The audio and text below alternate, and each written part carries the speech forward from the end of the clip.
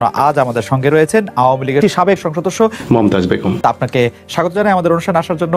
আপনার কাছ থেকে জানতে চাইবো, আওয়ামী লীগের হাজারো নেতাকর্মী পালিয়ে গেছেন ভারতে, যে শেখ হাসিনার পার্লামেন্ট নাকি এখন কলকাতায়, শেখ হাসিনার ক্যাবিনেট সদস্যরা কি সত্যি এখন দিল্লিতে? মমতাজ বেগম, আপনার একটু মন্তব্য শুনতে চাই।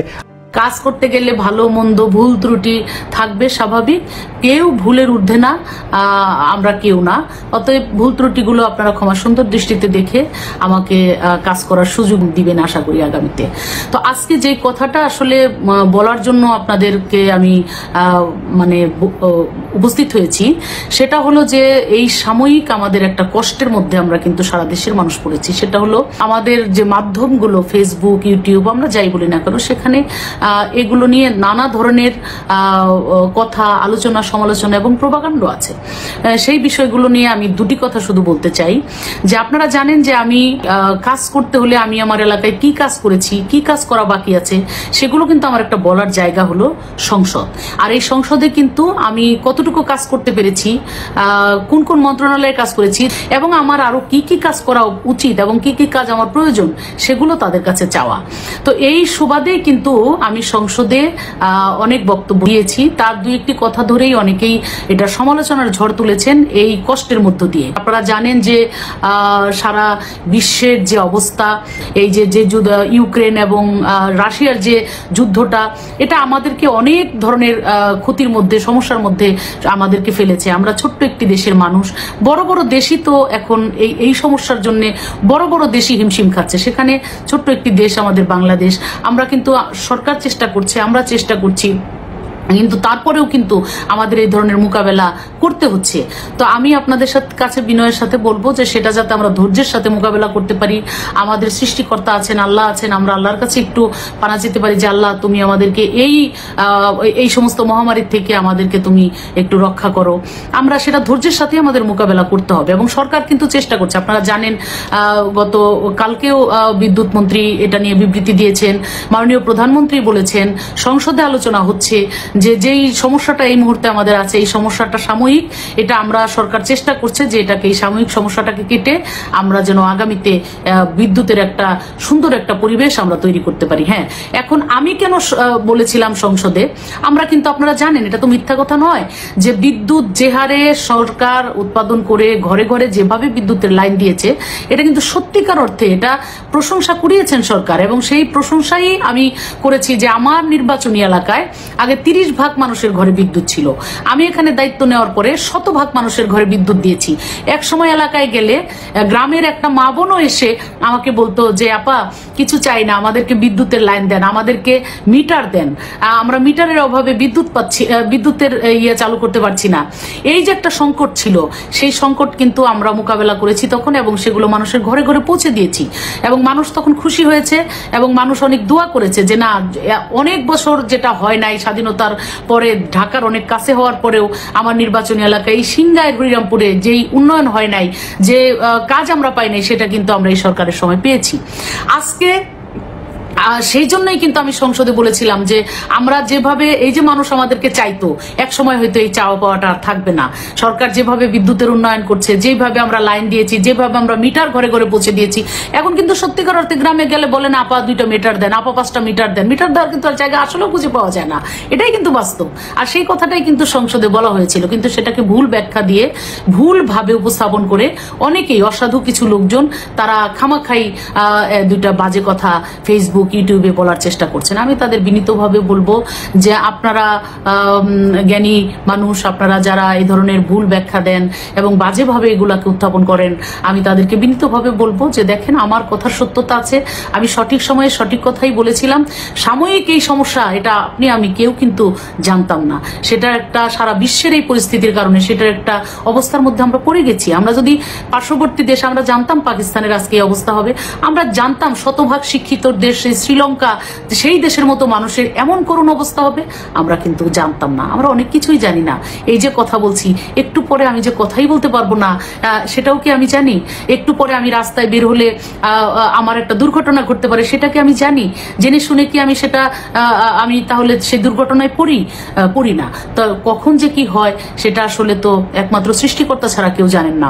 যখন আমি বলেছিলাম সত্যি সত্যি আমাদের বিদ্যুতের অবস্থা এত সুন্দর এবং ভালো ছিল, এবং আমার শতভাগ বিদ্যুতায়ন আমার আসনে করেছি, মানুষকে দিয়েছি, মানুষ তো মহা খুশি হয়েছে। এবং এখন এই সাময়িক এই পরিস্থিতিটাকে ধৈর্যের সাথে আমাদের মোকাবেলা করতে হবে। সেই জন্য আমাদের সকলেরই ধৈর্য ধারণ করতে হবে, সকলেরই চেষ্টা করতে হবে, সরকারকে সহযোগিতা করতে হবে। আমাদের বিদ্যুতের খরচ কিভাবে কমানো যায়, কিভাবে এগুলাকে মোকাবেলা করা যায়, আমাদের সকলের সেটাও উদ্যোগ নিতে হবে। দোষারোপ করে একে অপরের কাদা ছোড়াছুড়ি করে লাভ নেই। এগুলো আমাদের ক্ষতি বরং হবে, আমাদের অশান্তিই বাড়বে। আজকে দেখেন কেউ দেখা যায় যে ফেসবুকে আমি হঠাৎ করে ঢুকে দেখি একজন বলছে মমতাজের বাড়ি ঘেরাও করা হয়েছে, কেন? বিদ্যুৎ পাওয়া যাচ্ছে না তাই। বলেন, এই যে প্রভাকাণ্ড, এই যে মিথ্যাচার, এগুলো আপনাদের বিবেকে কি একটু ওনারা দিবে না যে শুধু শুধু একটা মানুষের বিরুদ্ধে এইভাবে মিথ্যাচার আমরা কেন করছি? তো আমি আপনাদেরকে মনে করি যে আপনারা জ্ঞানী মানুষ, এই দেশের মানে অনেক বুদ্ধি আপনারা রাখেন। শুধু শুধু মানুষকে মানে হয়রানিমূলক কথা বলা, ছোট করা, মানুষকে মিথ্যা মানে কথা বলে তাকে হেনস্থা করা, এটা কিন্তু আসলে কোনো বিবেকবান মানুষের দিতে পড়ে না। সেই জায়গা থেকে আপনাদের কাছে আমি বিনীতভাবে অনুরোধ করব, এই ধরনের প্রভাকাণ্ড থেকে আপনারা একটু মানে সরে থাকবেন, এবং আপনারা এই মিথ্যার আশ্রয় প্রশ্রয় কেউ দিবেন না, এবং আপনারা আমাদের সাথে থাকুন, ধৈর্য ধরুন। আল্লাহ যেন আমাদের এখান থেকে মানে খুব তাড়াতাড়ি আমাদেরকে এই কষ্টের থেকে আল্লাহ যেন আমাদেরকে মুক্ত করেন। আমি একটু ব্যারিস্টার রুমিন ফারহানার কাছে যেতে চাই। ব্যারিস্টার রুমিন ফারহানা, আপনি মমতাজ বেগম যা বললো সেটা নিয়ে আপনার প্রতিক্রিয়া জানাতে পারেন। এই যে একটা পুরো সিস্টেমকে শেষ করে দেয়া, ধ্বংস করে দেয়া, এমনকি অ্যামিকাস কিউরি যারা ছিলেন তারাও কিন্তু সকলেই, একজন বোধহয় বাদ, তারা প্রত্যেকেই তত্ত্বাবধায়ক সরকারের পক্ষে কথা বলেছেন, এবং যেই বিশিষ্টজনদের মতামত নেওয়া হয়েছে প্রায় শখানেক, তারা মোটামুটি সবাই তত্ত্বাবধায়ক। না না, ঠিক আছে, আপনার এই বক্তব্যের সাথে কোনো দ্বিমত নাই, কিন্তু যেটি আসলে প্রফেসর হাবিব মিল্লাত যে প্রসঙ্গটি তুলেছিলেন যে আসলে তত্ত্বাবধায়ক সরকার ব্যবস্থাকে নিয়ে যে এই বিতর্ক, এই মতামত জাস্টিস কে এম হাসান থেকে তার শুরু, বিচারকদের বয়স বাড়ানো নিয়ে ব্যারিস্টার মওদুদ আহমেদ তার বীজ বপন করেছিলেন, সেটি জনাব ইয়াজউদ্দিন আহমেদকে তত্ত্বাবধায়ক সরকারের প্রধান উপদেষ্টা করে তার পরিণতি দিয়েছিল বিএনপি সরকার। এর দায় বিএনপি কিভাবে এড়াবে? মানে এটা তো আসলে বিএনপি, এটার মূল্য বিএনপি চুকিয়েছে। আমি যদি তর্কের খাতিরে দায় ধরে নেই, সেই দায়ের মূল্য বিএনপি চুকিয়েছে। 15 বছর ধরে আজকে বিএনপি ক্ষমতার বাইরে, আর 2 বছর ধরলে 111 17 বছর। 1 2 হলো আপনার মাথা ব্যথা, প্রতি সন্ধ্যায় আপনার মাথা ব্যথা হয়, আপনি কি সমাধান হিসেবে মাথাটা কেটে ফেলে দেবেন? না আপনি ডাক্তারের কাছে গিয়ে চিকিৎসা করবেন, মেরামত করবেন, ওষুধ খাবেন, বা কোনো প্রসিডিওরের দরকার হলে সেই প্রসিডিওরটা করবেন, আপনি নিশ্চয়ই পরেরটা করবেন, তাই না? সেখানে আমি প্রশ্নটি করেছিলাম যে বিএনপি সেই সময় সেখানেই প্রশ্ন করেছিলাম যে বিএনপি সেই সময় সংসদে ছিল, তারা কোনো বিল এনেছিল কিনা, এই সংশোধনের পক্ষে কোনো প্রস্তাব দিয়েছিল কিনা, এটি নিয়ে আসলে তারা কোনো কথা বলেছিল কিনা সংসদে? আমার মনে পড়ে না, আমি আসলে সংসদে ছিলাম, আমি তো অল্প কয়েকদিন সংসদে ছিলাম, আমরা ছিলাম 7 জন, বিএনপি তখন ছিল 30 জন, এই হলো পার্থক্য। হ্যাঁ, কিন্তু সংসদে আমরা মানে 2 টার্মেই ছিলাম আর কি। তো দেখেছি সংসদে বিরোধী দলের পক্ষ থেকে কোনো বিল আনা, কোনো প্রস্তাব আনা, এটা মানে নেক্সট টু ইম্পসিবল। 1 2 হলো আমরা যেহেতু ব্রুট মেজরিটির সংসদ, তারা যা চাইবে তাই হবে। এখানে বিরোধী দল যদি 149টা আসনও থাকে, 149 কোনো লাভ নাই। 70 ধারা, আমার মনে 151টা আসন যাদের, তারাই এটা জিতবে। আমার মনে হয় আপনার বক্তব্য পরিষ্কার, আমার বক্তব্য পরিষ্কার। আপনি যদি বেগম খালেদা জিয়া প্রসঙ্গে আসেন, জি আসতেছি খালেদ, তার আগে একটা কথা একটু বলতেই হয় যে বাংলাদেশে নির্বাচন না থাকার যে অবশ্যম্ভাবী পরিণতি হয়েছে, সেটা হচ্ছে আমরা না এখন প্রজার মতন হয়ে গেছি।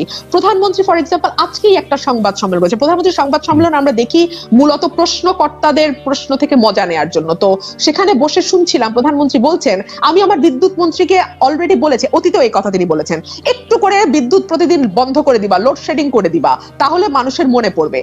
এর আগে তিনি মিডিয়ার ব্যাপারে বলেছিলেন, যেমন দিয়েছি তেমন ফেরতও নিতে পারি। একইভাবে বেগম খালেদা জিয়া প্রসঙ্গে যুক্তরাজ্যে বসে তিনি যে ভাষায় কথা বলেছেন, সেটা কোনো রাজনৈতিক শিষ্টাচার তো দূরেই, কোনো মোটামুটি মানে আমি কি বলবো যে I don't know what to say, মানে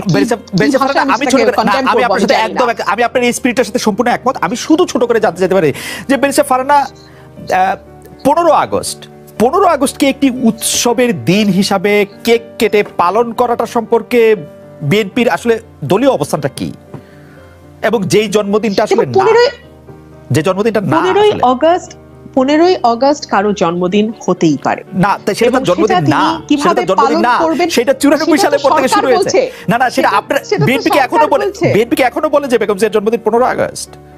আমরা তো অফকোর্স 15 আগস্ট পালন করা হয়েছে, সেটা ডেফিনেটলি এটা তার জন্মদিন বলেই পালন করা হয়েছে। সরকার এখন তো নানান কথা বলছে, নানান রকম অদ্ভুত কথা বলছে।